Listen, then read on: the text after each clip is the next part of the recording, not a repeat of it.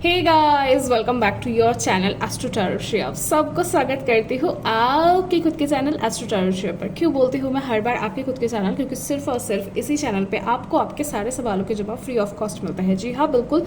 आज भी मैं इस वीडियो पे किसी को उनके पर्सनल क्वेश्चन की जो है जवाब देने वाली हूँ। तो वीडियो के अंत तक बने रहना, आपके सवाल के जवाब आपको वीडियो के अंत में मिलेंगे। बाय द वे, ये वीडियो मैं बना रही हूँ, थोड़ा सा लॉन्ग वीडियो हो सकता है, बट ये वीडियो मोस्ट इम्पॉर्टेंटली उस पोर्शन के साथ है जिनके साथ करेंटली शायद आपकी नो कांटेक्ट चल रही होगी, लेस कांटेक्ट चल रही होगी, बट आप लोग ट्वाइन फ्लेम कनेक्शन में हो, कार्मिक कनेक्शन में हो, सोलमेट्स भी हो। मतलब उस इंसान के बगैर ना आपकी लाइफ बिल्कुल सूनी सूनी सी है। इवन मतलब ये रीडिंग किस किस के लिए है वो भी मैं आपको पहले बता दूंगी। मतलब आपकी करंट सिनारियो में पहले बता दूंगी। अगर वो सिनारियो आपसे मैच होगी तो ही आप इस रीडिंग को पूरा सुनना। अगर मैच नहीं होती तो आप इस रीडिंग को वहीं पे स्टॉप कर देना। ये टाइमलेस रीडिंग होगी। जोडियक, ऑल जोडियक साइन इस रीडिंग को सुन सकते हो। कोई भी हड़बड़ी नहीं है कि मतलब आपको इसको पूरा सुनना ही है। नो, अगर ये आपके करंट प्रेजेंट सिनेरियो से नहीं मैच होती है तो प्लीज़ इसको मत सुनना, ठीक है। और एक चीज़, क्योंकि जनरल रीडिंग होगी तो हो सकता है कि सारे 100% चीज़ें आपसे रेजोनेट ना करें। जितना करेगा उतना आप रख लेना, बाकी कीप एन ओपन माइंड, ठीक है। चलो, प्रेजेंट सिनेरियो में आपका बता देती हूँ कि आपकी और आपके पोर्शन के बीच में क्या चल रहा है। बेसिकली करंट फीलिंग्स की ही रीडिंग है, लेकिन उसमें भी किस किस के लिए है वो पहले मैं बता दूँ।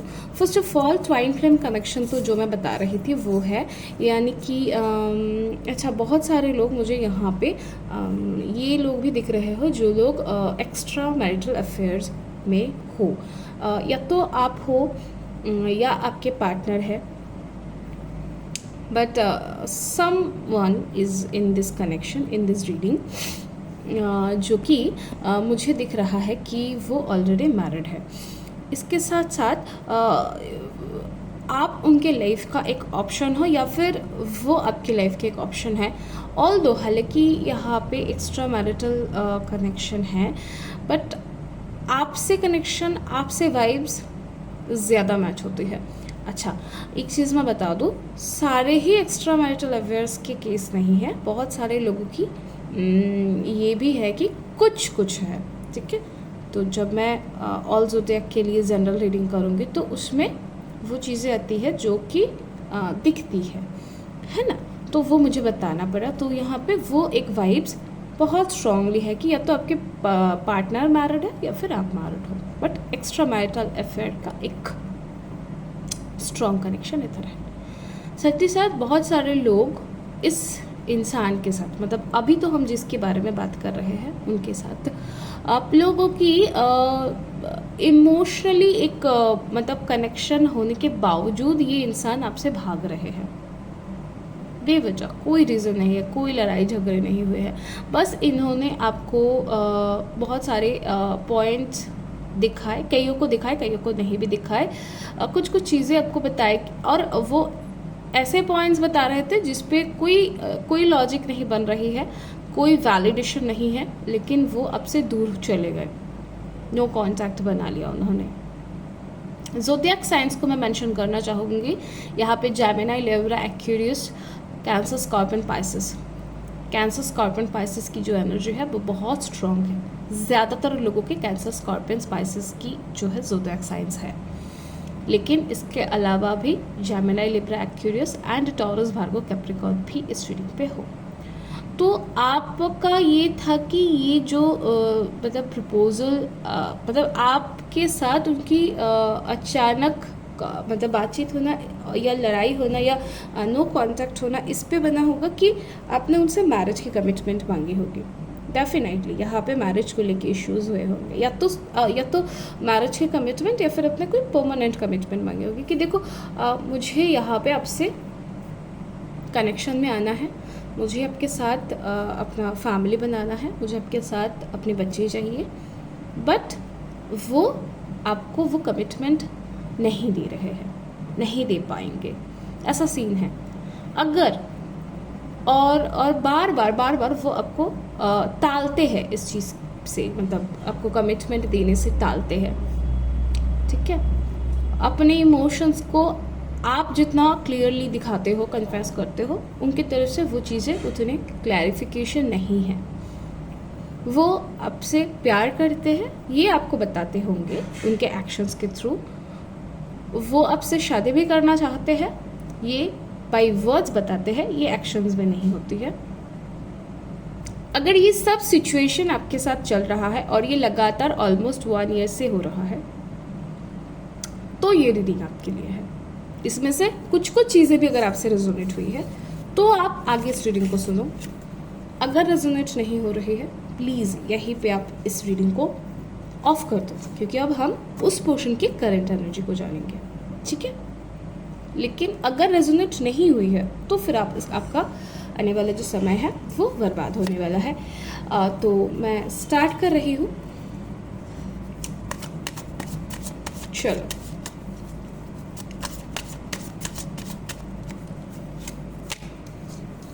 कि क्या रीज़न है। देखो, यहाँ पे आपके साथ रहते हुए उनको जो चीज़, जो प्रॉब्लम हुई, जो मैं पहले ही बता चुकी हूँ कि उनके लाइफ में, क्योंकि 2 ऑप्शन है, उनको आपके साथ भी रहना है, किसी अनदर पर्सन के साथ भी रहना है। ज़रूरी नहीं है सबके साथ मैरिज हो या मैरिड हो, लेकिन आपके अलावा भी उनके लाइफ में कोई तीसरी ऑप्शन है, कोई थर्ड पार्टी है, और वो थर्ड पार्टी करेंटली इस इंसान को बहुत ज़्यादा पुश करते हुए नज़र आ रहे हैं। ठीक है, बहुत ज़्यादा। और आपने पुश तो नहीं किया, बट आपकी तरफ से कमिटमेंट चाहिए थी उनको, कि आपको फैमिली चाहिए, कमिटमेंट चाहिए, मैरिज चाहिए।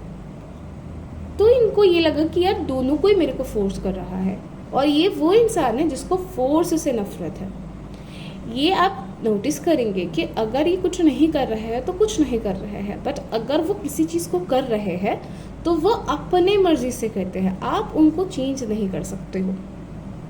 ऐसा नहीं होता है कि उन्होंने आपके लिए जो भी कुछ करे हैं अब तक प्यार में, बहुत कुछ किए हैं, उनके तरफ से बहुत एफर्ट्स है, बट ऐसा नहीं है कि आपने उनको सिखाया, आपने उनको बोला, आपने उनको पूछा तब उन्होंने किया। नो, वो खुद से कर रहे हैं आपके लिए। ठीक है, बट आज अभी के टाइम पे उनको ये लग रहा है कि कहीं आपकी तरफ से भी उनको फोर्स आ रहा है, वहाँ से भी उनको फोर्स आ रहा है, तो अब ये थक गए हैं। अब इनको लग रहा है कि नहीं, मैं तो नहीं कर सकता, मैं, इसलिए वो अब ऐसे सिचुएशन में है। और साथ ही साथ एक चीज़ और भी जो उनको दिख रहा है कि मतलब थक गए, इसमें उनको ये लग रहा है कि वो गिव अप करने के बारे में सोच रहे हैं। गिव अप की उनकी थॉट्स हैं, उनकी एनर्जीज है, करंट एनर्जी में बहुत ज़्यादा है, क्योंकि उनकी जो है no trust, there is no trust, वो ट्रस्ट नहीं कर रहा है, वो इम्बैलेंस एनर्जी में है, कन्फ्लिक्ट चल रहे हैं उनके माइंड में। ठीक है, उनको ये लगता था कि दुनिया भर से कोई उनको समझे ना समझे, कोई उनको सपोर्ट करे ना करे, बट आप उनके साथ हमेशा खड़े रहेंगे, आप उनको हमेशा सपोर्ट करेंगे। ठीक है, अब आप भी अपनी तरफ से गलत नहीं हो, चीज़ को समझो। मैं बार बार चीज़ को क्लियर करती रहती हूँ, हर वर्ड को मैं कोशिश करती हूँ कि क्लियर रहे कि आप अपनी जगह पे कहीं पे गलत नहीं हो। आप प्यार करते हो, शादी करना चाहते हो, बच्चे चाहते हो, आप अपनी जगह पे बिल्कुल सही हो, but you have to understand, you need to understand कि यहाँ पे अगर उनकी वाइफ है, उनके बच्चे हैं, तो वो इतनी इजीली किसी भी चीज़ को छोड़ के आपके साथ नहीं आ सकते। इवन कईयों के लिए ये भी सीध है कि आपकी फैमिली, उनकी फैमिली आपके साथ शादी के लिए तैयार नहीं है। ठीक है, उनकी फैमिली आपके साथ शादी के लिए तैयार नहीं है। अच्छा, बहुत सारे लोगों के ये भी है कि आपके फैमिली उनके साथ आपकी शादी के लिए तैयार नहीं है, क्योंकि उनके नाम के साथ वो मैरिड टैग है ना।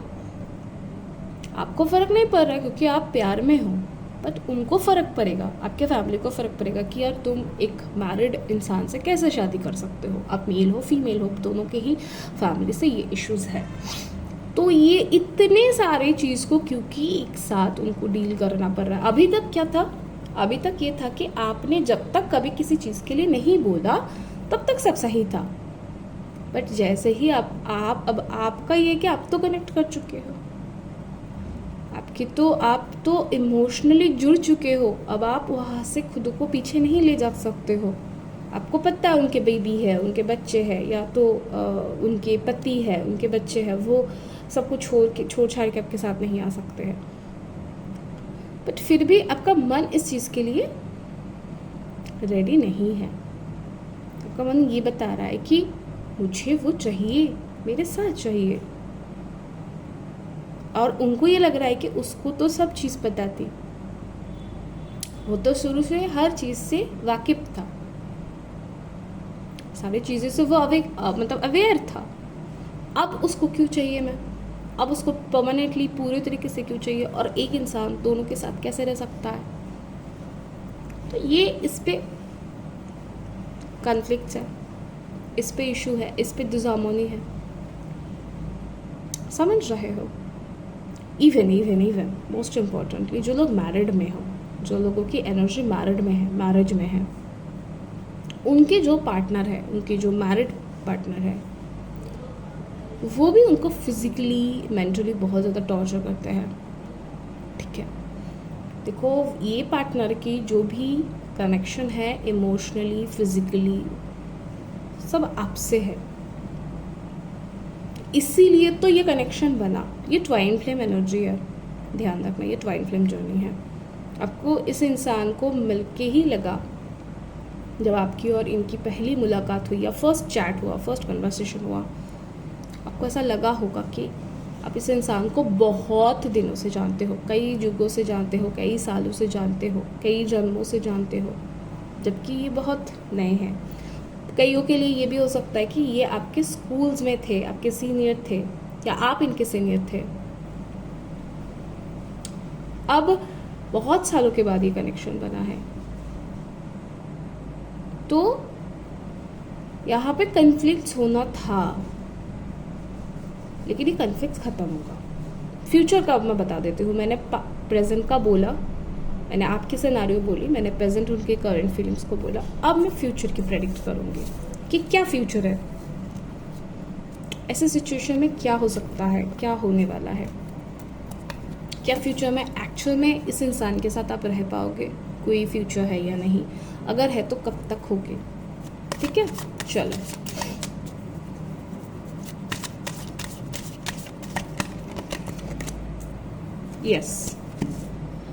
यस बिल्कुल फ्यूचर है आपकी इस इंसान के साथ, बट उससे पहले ड्रामे होने हैं, अभी भी ड्रामे हो रहे हैं, क्योंकि इनके जो पार्टनर है ये इनको इजीली छोड़ेंगे नहीं। जो थर्ड पार्टी है इसको जाने में टाइम लगेगा। क्यों टाइम लगेगा?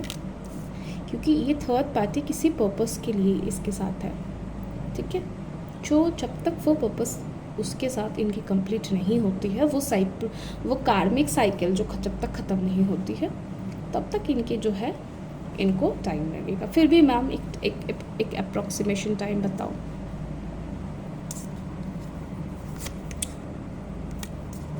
बहुत सारे लोग तो अगस्त में फ्री हो जाएंगे, जो जैसा कि मुझे दिख रहा है, जब भी आप इस रीडिंग को सुनेंगे तब से वो टाइम, और नहीं तो लॉन्ग टाइम दिखा रहा है, कुछ एग्जैक्ट कुछ टाइम नहीं दिख रहा है। लॉन्ग टाइम की जो है, long time almost more than 1